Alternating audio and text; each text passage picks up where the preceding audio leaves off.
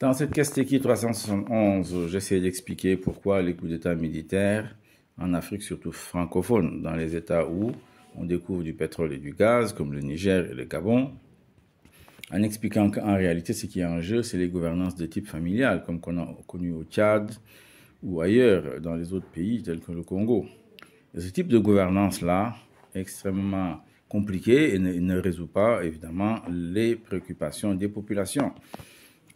Il s'y est à une forme de prédation des ressources pétrolières et gazières, laquelle prédation est partagée entre les firmes occidentales ou des grandes puissances et, disons, et cette oligarchie, cette dynastie familiale qui s'installe au pouvoir souvent par la force, sans accepter les principes démocratiques.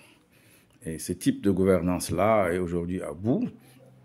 Et donc, à partir de ce moment-là, les militaires prennent le pouvoir pour essayer de voir comment eux-mêmes ils peuvent reconstituer ce type de gouvernance. Donc, la gouvernance démocratique, il devient un impératif. Ça fait longtemps que je le dis, je me bats pour cela. Et je pense que finalement, les populations africaines devront soutenir et accepter ceux qui défendent la gouvernance démocratique, tel Ondo Ossa, par exemple, au Gabon.